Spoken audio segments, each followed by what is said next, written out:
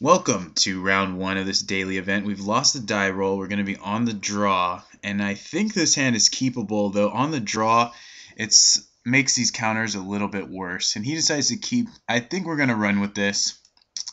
We've got two lands. We've got some card draw here. We've got some interaction. We don't know what he's playing, but if he's nothing too incredibly fast, which the odds of him being slow are not that good, I think we might be alright. Whoa, whoa, whoa, whoa, whoa. So he is Storm.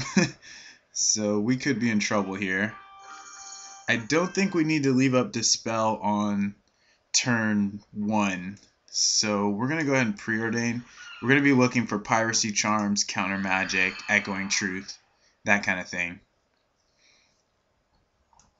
So let's see what we find here. This Serrated Arrows is completely useless. Everything else in our hand is pretty good. So we've got a Spire Golem and an Island. And that allows us to cast Spire Golem on turn 4 with counter backup. I think it's probably alright. I think we'll keep both, but we won't reveal the Golem till we actually cast it, in case he has like a probe or something.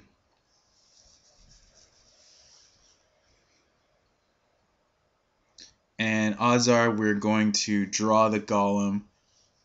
Well, we're definitely drawing it next turn. I'm sorry. Odds are we're going to be casting the Accumulated Knowledge next turn on his end step.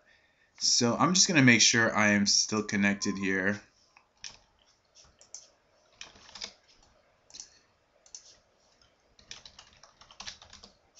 And I am, so I'm just going to wait. He might be double queued or something like that. So I'm just going to hang out. And he's going to be casting a star, and hopefully he doesn't have another land, but he does. So he could be going off next turn. So let's go ahead and just pass the turn to him, and we'll see if we need to counter anything. He's on 5 cards at this point. We're on 7 cards. Next turn we're not going to play the Golem. We're going to leave up two counter spells.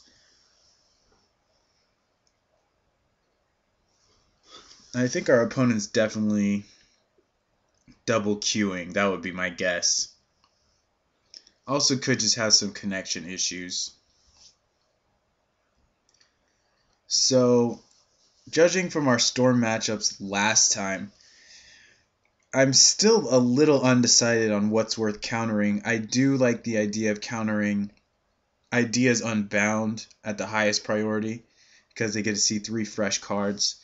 But also countering something like Sign in Blood I think is okay, as well as maybe even something along the lines of Faithless Looting. I also like the idea of trying to halt their mana production, but some of these games get to the point where they're generating so much mana that you can't really disrupt that no matter what you do.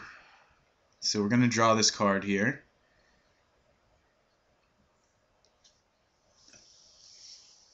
And wait patiently for his response.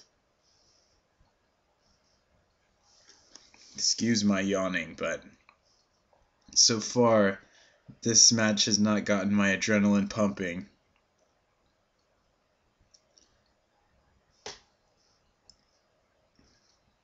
Wouldn't mind drawing another counter spell, or even a Piracy Charm or 2, which would help us pressure him with the Spire Golem in addition to disrupting some of his hand. He didn't have a land this turn, which is pretty good. That is going to mitigate some of the mana he can create. I mean, he can tap these for red. He can sack them both to get double black, double green, and then maybe sack this for a red. So it could be the case that we can sculpt our plays around what kind of mana he's going to have available.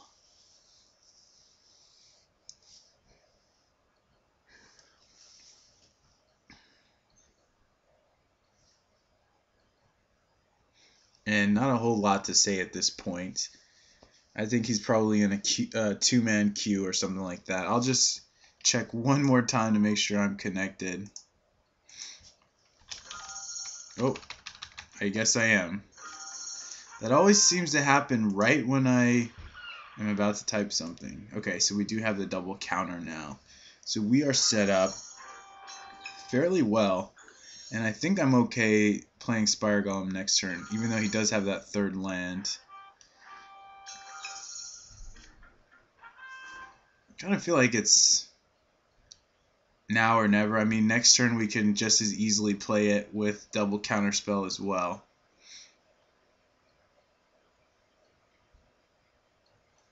It's really a preference thing. I think we need to play the Spire Golem now. If he does decide to go off, it's going to pressure him a little bit to go off early.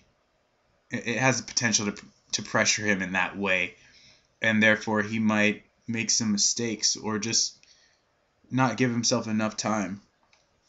And next turn, obviously, we get to leave up 4 blue, so that's pretty good.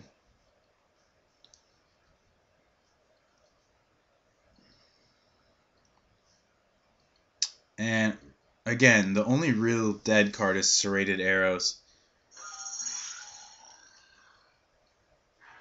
So we'll see what he wants to do. By the way, I'm pressing F4 there so that it passes the turn as if it were an F6, but it also gives you the chance to respond to things they might do.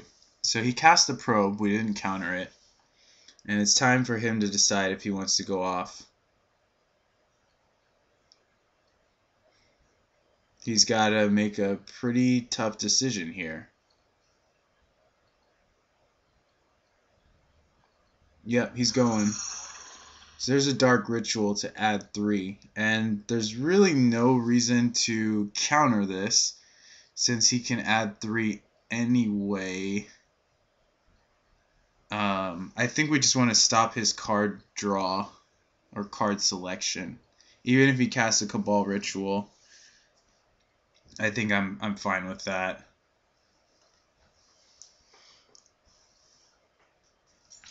So he's going almost all the way. Compulsive Research I'm definitely just going to counter.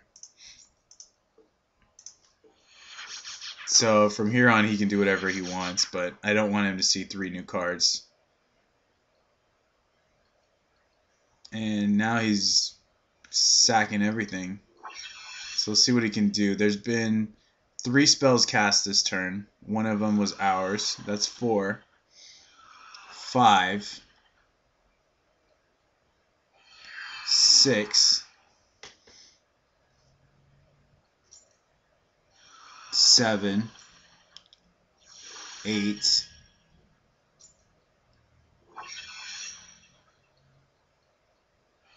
9 for 3 cards.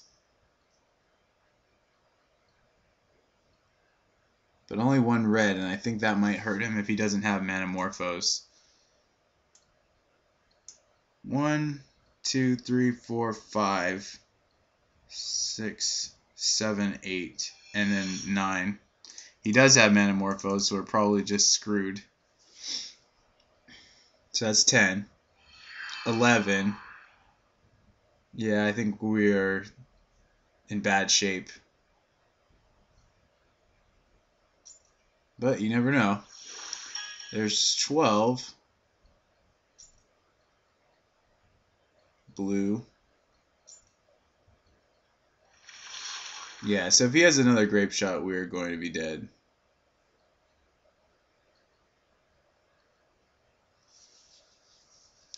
I think after sideboard, this matchup gets better, for sure. We become much more disruptive. Well, not much more. We do. I mean, we have basically a few more counters and more ways to interact with Empty the Warrens, but aside from that, it's really not that much better. But we are going to take a lost game 1. We do get to kind of remove a lot of this creature control, which it just streamlines our deck a little bit more. So that's game 1. Let's go ahead and go to our sideboard. So I believe we take out about 7 cards here. We want to take out Curse, Una's Gate Warden, and I believe Serrated Arrows. Again, his deck doesn't play creature spells. Really only just plays Empty the Warren. So there's no reason to keep all of this in. So we'll bring in the Dispel, Echoing Truth, in case he does have the Warrens, Hydroblast, and Relic of Progenitus. Keeps him off Threshold, can draw us a card, what have you. So this is how we're going to do it, and we're going to jump right into Game 2.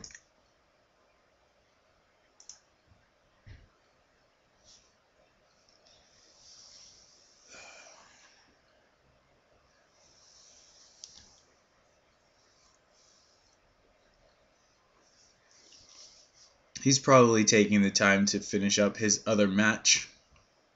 So after board, we go up to 8, 9, 10, 11 counter spells, 4 discard spells, 4 empty the Warren spells, number of card draw, and a graveyard disruption spell. So not the worst.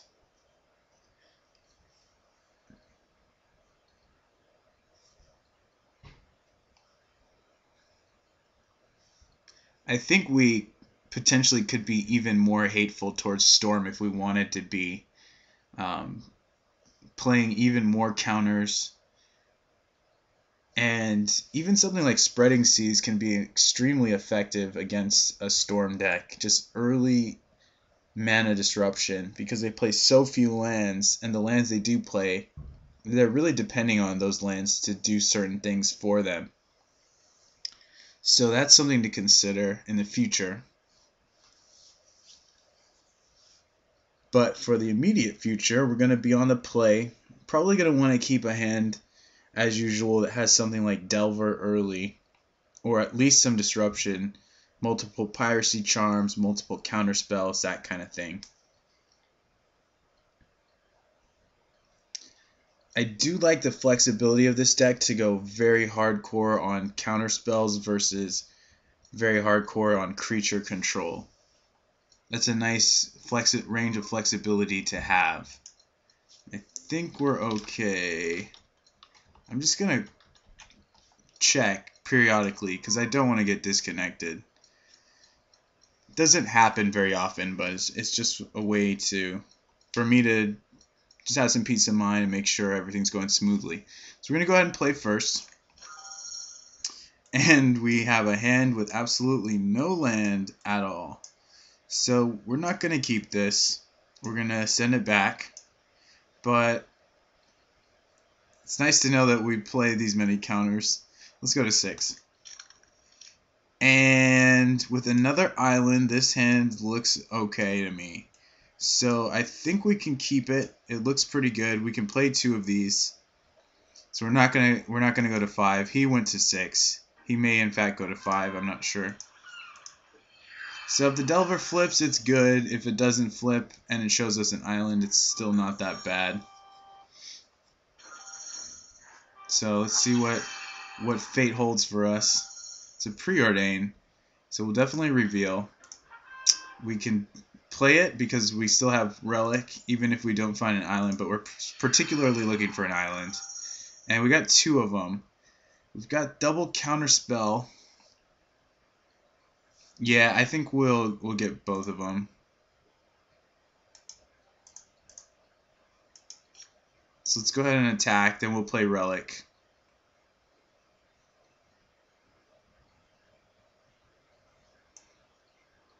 So one thing I'm thinking about Preordain is in instances like that, it's not actually really doing anything for you. I mean, it is drawing a card, so it's getting you through those draw steps a little bit quicker. But it's not actively making the game that much better for the cost of a card. Though I still think it's a good card. I'm just saying in some instances it's not completely ideal. So he's going to cast Duress and take a counter spell. But he's going to know that he's kind of safe. The only thing that's really helping us is that we're putting a clock on him with the Relic of Progenitus.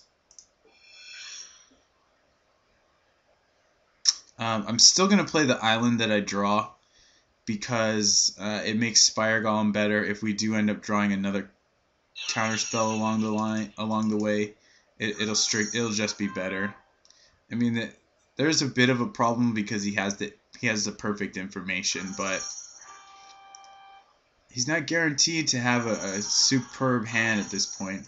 I also wanted to mention before we get too far into this game that this is the 5th match we played with this, and we have yet to win a game 1 against any deck here. You know, I might actually just counter this.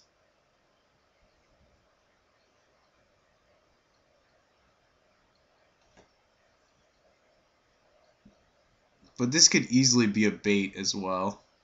This is a tough call. I mean, we have 1 counter left. We get him up to 7 cards, but it also drops him down to 2 more life. So that's a plus. I think we're going to let it go. This seems clearly like some kind of bait, but him drawing 2 more cards is also kind of rough. He could just be looking for another land. Yeah, I can't call it. I don't know what's best. I think we're going to let it go, though. It actually increases our clock by a full turn. And he did hit the land. But he doesn't have a guarantee that he's going to go off. So I'd really like to see some more piracy charms. There's a nice one.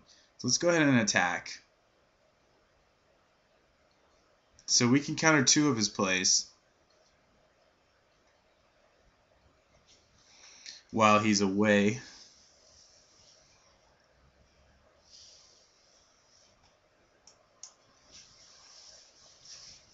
And yeah, not a whole lot to think about here.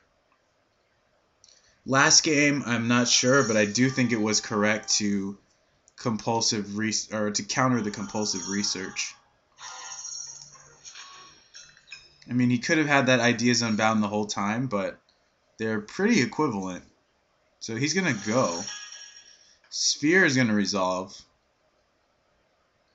Let's see what else he wants to do. Okay. And I'm not going to draw a card with this yet. Ooh. Well, that would be nice, but it's not worth spending 3 mana here, so.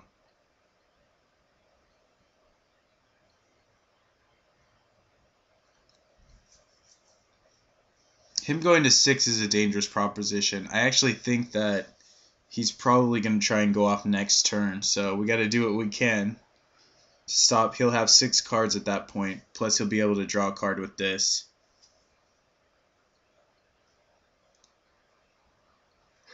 And he knows we have a counterspell. There's pretty much only one other card we could have that we could cast with this type of mana, so maybe should have, cycled the relic at that point, because it doesn't look like he's gonna get to threshold. He might. He still might. We don't know. But I think if he's gonna go off, he's gonna go off this turn, because he has so many spells that ping him.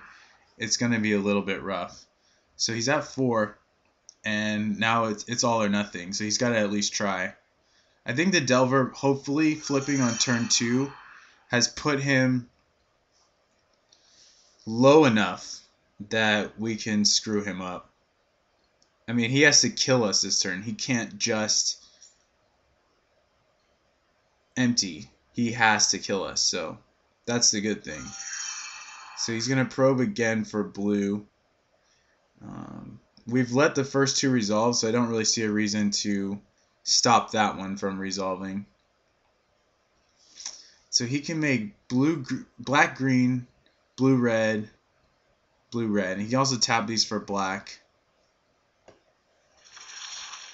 Okay, so he's just going to Grape Shot my Delver. Now, do I want to counter it? Or do I want to cast the Spire Golem? Because he's going to have to try and go off next turn anyway. So, it seems like I might as well counter one of these and then just take him out. If we counter one of these, he has to go off. He doesn't have an extra turn. So I'll let one resolve. Oh, never mind. He's sending them all at the Delver. So sure, yeah, we'll let that go. What am I gonna do?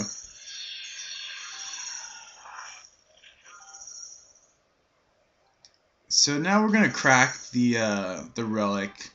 It not only keeps him off of threshold, but it also gets us a card in case we draw another island. Perhaps we can still leave up the rest of what we have. So I think that's fine. It doesn't affect anything in our graveyard. So, and we drew a piracy charm, so we can go ahead and use it.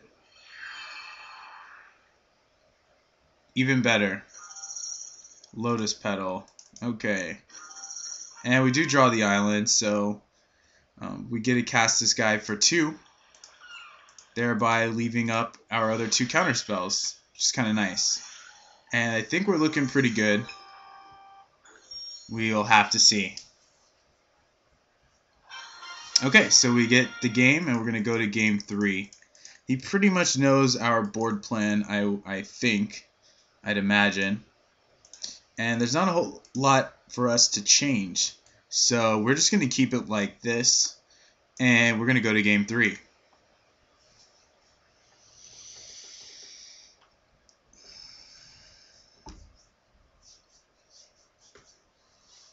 Welcome to game 3. We're going to be on the draw. He's snap keeps. We have quite a lot to work with here. The deep analysis is pretty bad, and we need to hit lands. We do have a piracy charm, a dispel, and an echoing truth.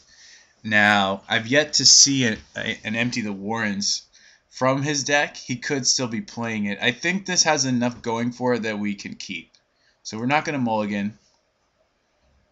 The double preordain really sells the hand for me. Well, it doesn't sell the hand. I think it's just the combination of having dispel, having piracy charm. The deep analysis is the biggest weakness. Having only 1 island is the second biggest weakness. But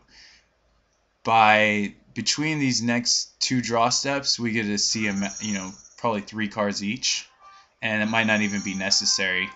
But for this turn, we're gonna go ahead and preordain. Find those islands.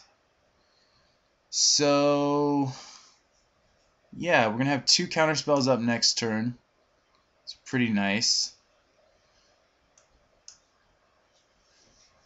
We're a ways off from deep analysis. I mean, we would ideally like to find a Delver also.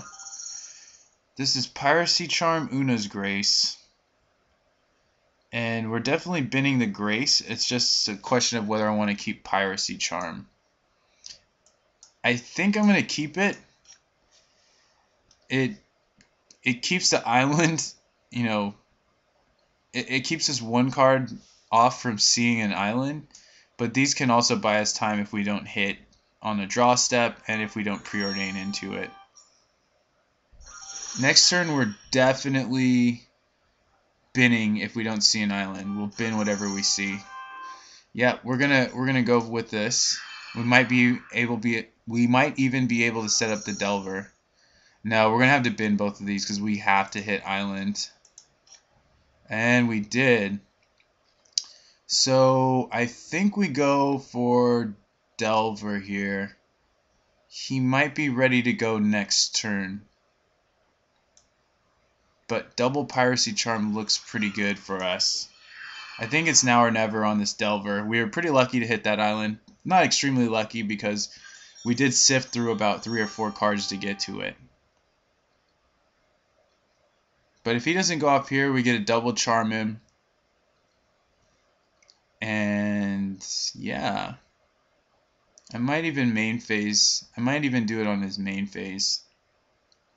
Otherwise, we're left with Hydro Blast Dispel. Whoa, he might be going. He's deciding. Okay, so if he waits, I'm gonna Piracy Charm him twice, because I think that'll give us the best chance. Oh, he is going off. Oh, well. Oh, maybe not completely. Let's see what he takes here. This will be interesting. Because we got a hand full of goodies. And he actually sacked the Sulfur Vent. He took the Echoing Truth, so now I have to believe that he's going with Empty the Warrens, which this could be rough. We only have So that's one spell. We only have 2 Piracy Charms to kill a token. We have Hydroblast to kill another token. Oh, man. So he's going empty here. Duress, pretty brutal. But, you know, any consolation is the fact that nothing else in our hand could have stopped a Duress. So playing the Delver seems appropriate. I'm not sure the spell count. He's at 3, I think. Maybe if he just whiffs on mana. I doubt he would have gone for it had he not been certain he'd have the mana. So that's 4. 1, 2, 3, 4.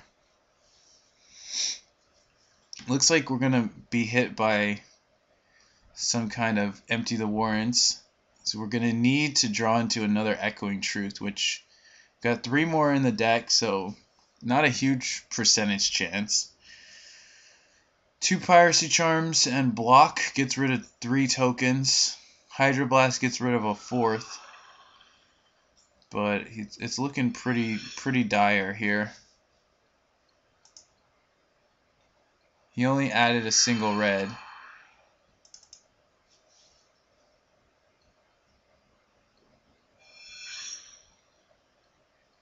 Yeah, I don't think leaving up Hydroblast would have helped us that much. And yeah, he's just going nuts here. So here we go. Something's going down. Compulsive Research. This is a pretty nice storm, have to say. And this was, what, turn 3? So, I mean, with the hand we kept, having that Echoing Truth kind of kept us in the game. It's a little tough to say if mulliganing would have given us a better shot, but a turn 3 combo this impressive is pretty tough to stop. He seems, I mean, he must be getting more mana here, otherwise he's just failed, because he has no mana now. So maybe we got there. I'm not sure what just happened, but he just ran out of mana. Alright, looks like we got the match. He failed to go off. I think he went a little early, but, you know, we took it. Just enough disruption or threat of disruption to make him try and go off. So I hope you guys enjoyed, and we'll see you guys for round 2.